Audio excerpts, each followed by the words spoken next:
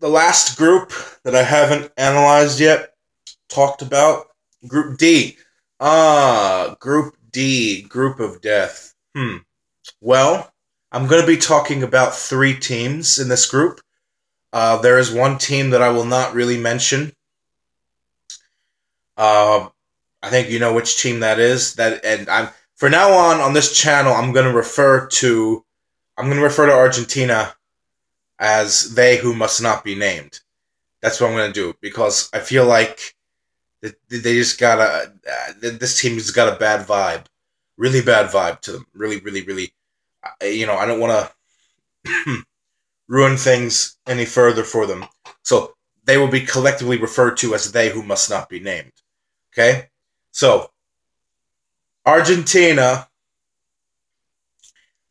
they who must not be named. I'm sticking to it. I'm sticking to it. I'm sticking to it. They're not coming out of this group.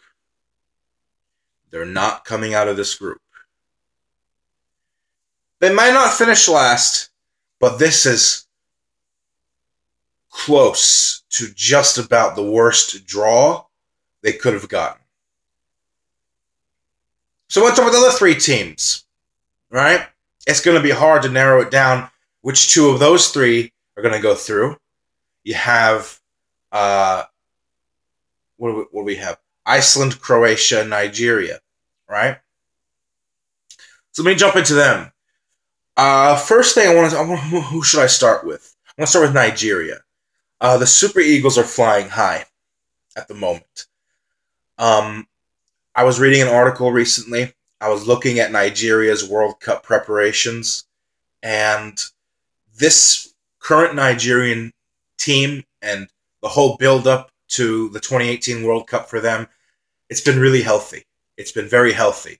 The word is that the mood in the camp is very high. There's a lot of confidence right now.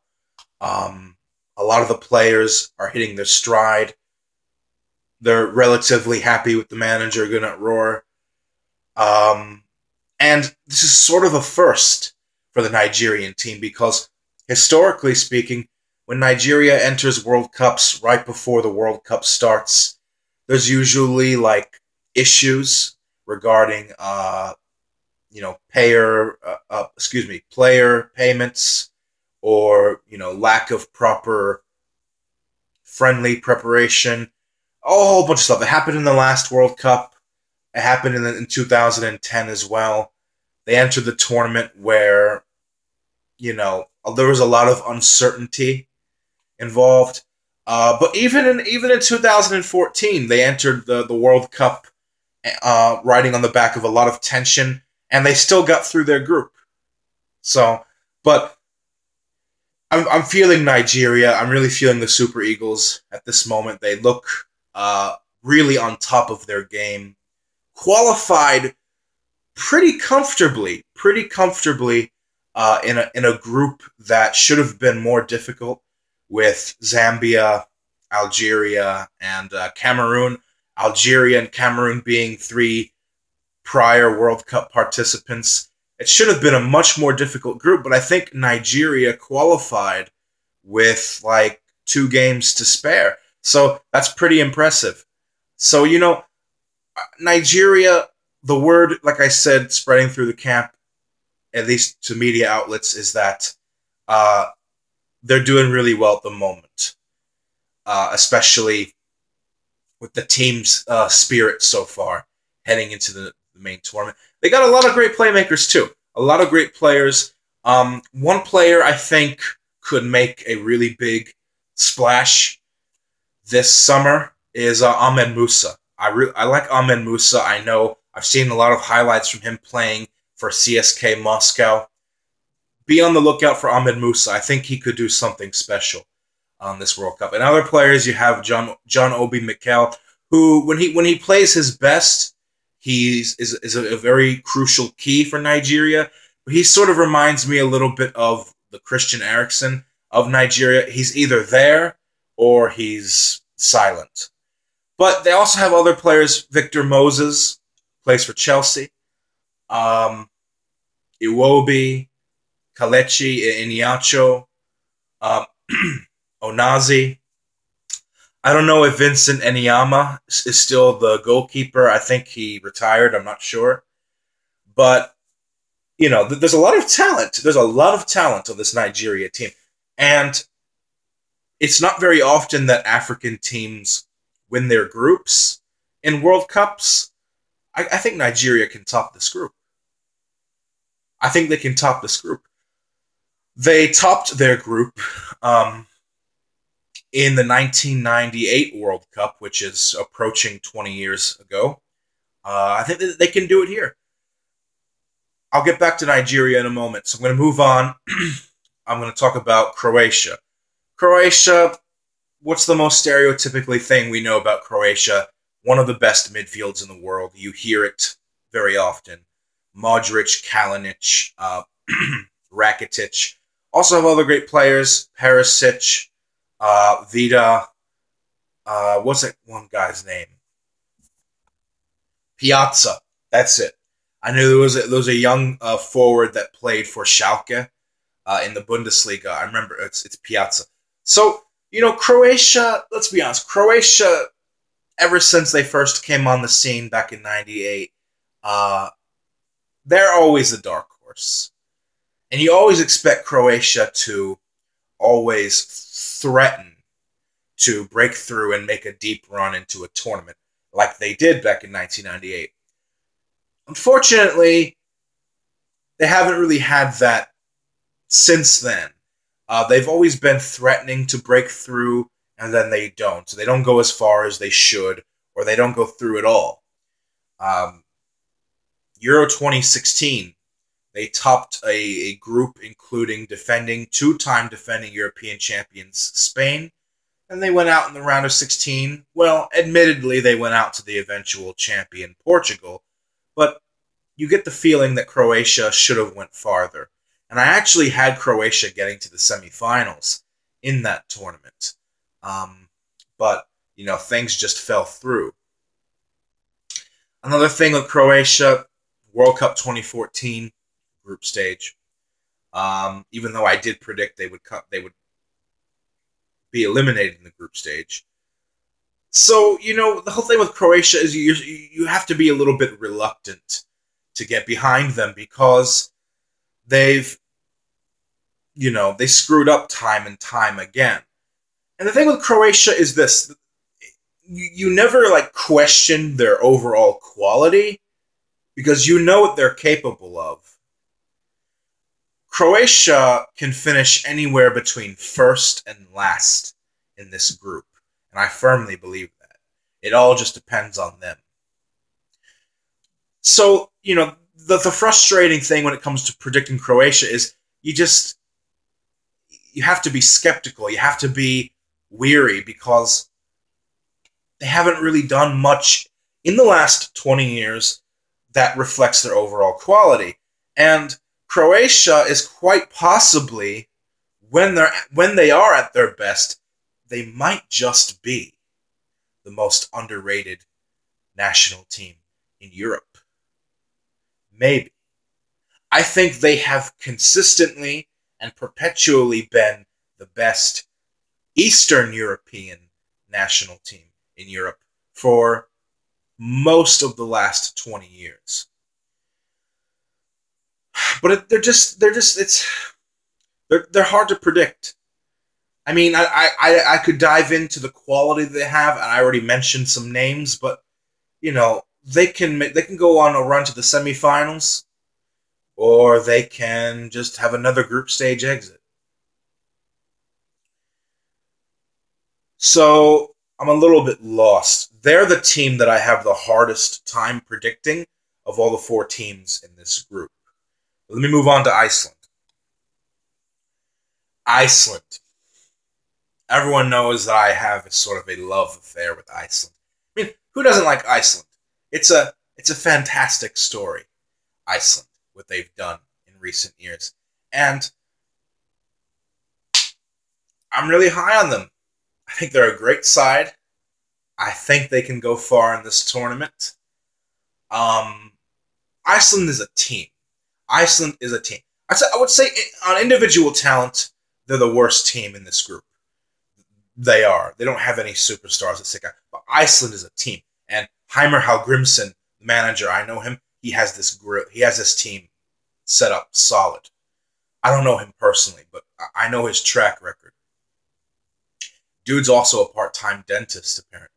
But anyway, Halderson, Bjarnason, Gudmonsen, Anderson, the Skulason still play, I'm not sure. A lot of sons, just like how Croatia has a lot of itches. Iceland, it could play spoiler. They can play spoiler.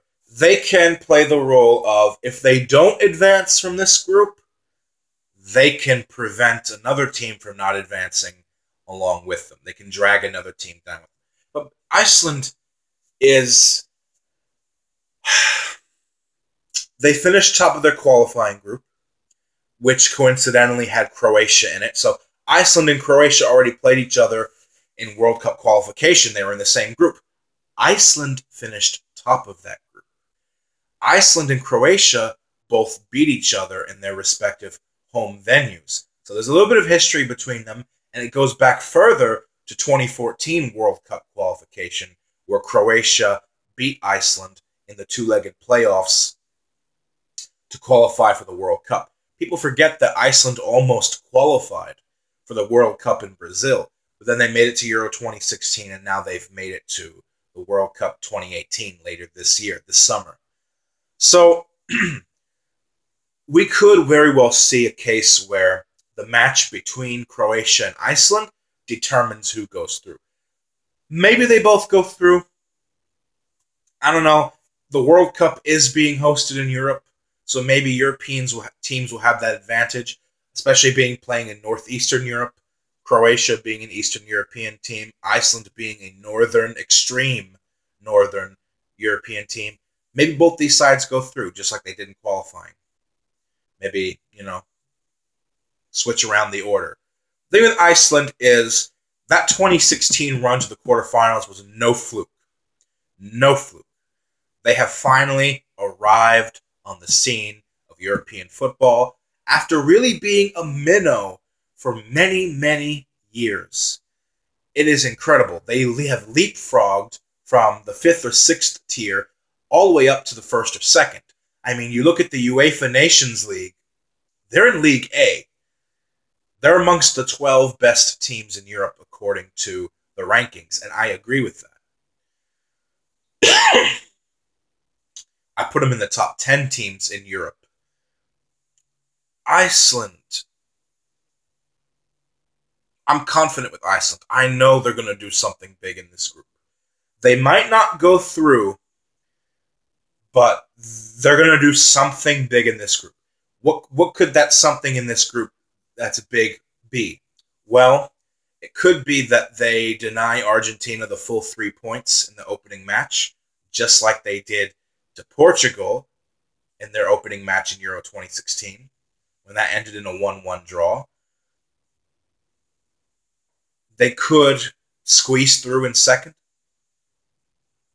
Maybe they hit peak form and they win the group. This is the group of death. I saved this group for last for a reason, because I think it's the most difficult group to predict. They can get a draw in that opening group, in that opening match against they who must not be named. So,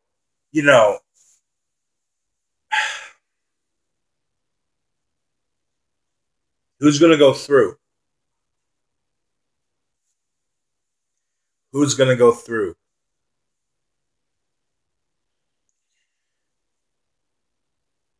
I think Nigeria will go through. I think Nigeria will go through. Possibly even to the quarterfinals. Because I base a lot of my predictions not just on the form that a team is in, but based on, how do I word it? How do I say? The positivity the psychology of the team psychology heading into a major tournament, and the mood is very high in the Nigerian camp. I think Nigeria will go through. They who must not be named, whatever. So it's between Croatia and Iceland.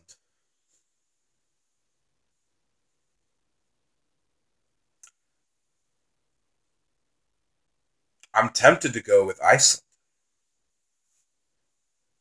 I'm tempted to go with Nigeria and Iceland. Because I don't trust Croatia. I trust their quality. I just don't trust them to not slip back into that tournament malaise.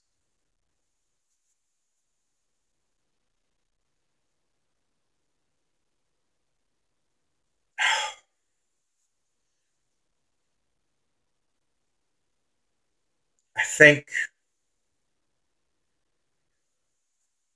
I'm going to go with Croatia just because I think maybe they can finally do it to come through. Yeah, I'm going with Nigeria and Croatia. In that order, actually. Yeah, I'm going Nigeria and Croatia.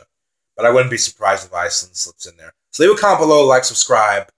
I'll see you later today, hopefully, God willing. Have a good one. Much love. Peace.